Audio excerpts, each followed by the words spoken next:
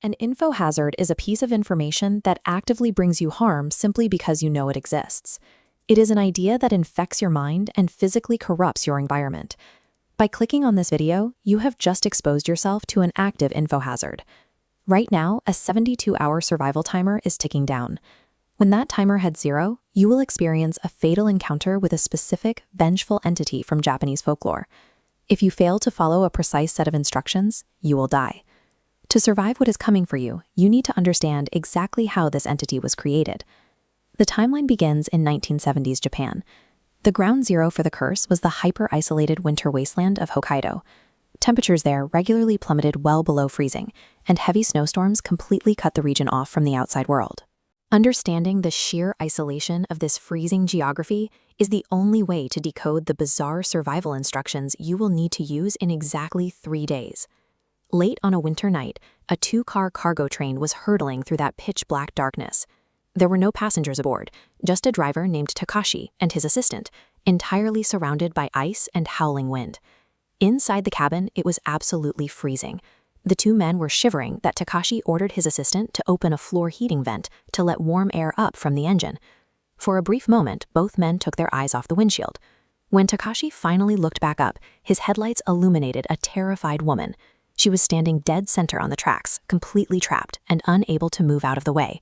The men threw the emergency brakes immediately. Thousands of tons of steel moving at high speeds cannot stop. On command, the massive train plowed straight through her. Walking back out into the freezing night, guided only by the flashing red taillights of the cargo car, they found her lower half. Her legs were wedged tightly into the rails, identifiable by a pair of lace-up dance shoes. A thick trail of blood led off the tracks and into a nearby snowbank. When they crossed over to inspect it, they found her severed upper torso. Her eyes were wide open, locked onto Takashi in a furious, accusatory stare. The violent severing of this woman on the ice triggered the creation of the predator that is actively hunting you right now. Isolated cargo trains in the 1970s didn't carry two-way radios. To get police, the assistant had to walk miles through the blizzard, leaving Takashi entirely alone with the corpse. Takashi retreated to the sweltering heat of the train cabin.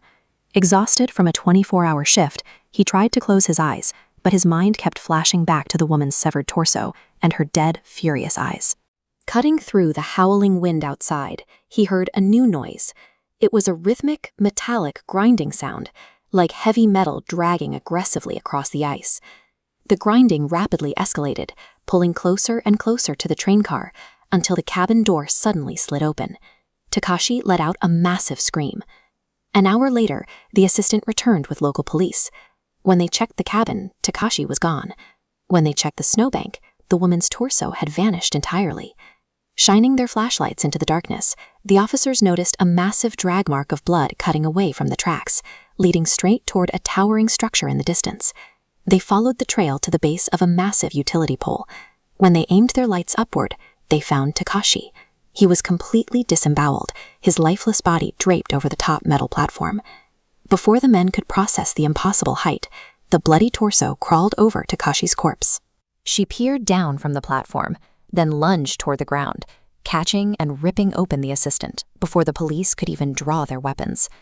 A human torso cannot scale a vertical utility pole in a blizzard. What the police saw on that metal platform was something that no longer follows the limitations of a human body. The authorities never recovered the murderous upper half. Over the next 50 years, the truth of the event mutated into a pervasive Japanese urban legend. She became known as Teke Teke, an onomatopoeia derived strictly from the rhythmic grinding sound her torso makes as she drags herself across the ground. While these events happened decades ago, the 72-hour timer that started the second you clicked this video is actively ticking down. When she catches up to you, she will follow a specific behavioral pattern. Right before she slices you in half, she will pause and ask you one question. Do you need your legs? To survive, you must look at her and say these words exactly. Yes, I need them right now. Urban legends can function like psychological traps, locking on to anyone who hears them. Now that you know her name and the words she expects to hear, your survival over the next 3 days is entirely in your own hands.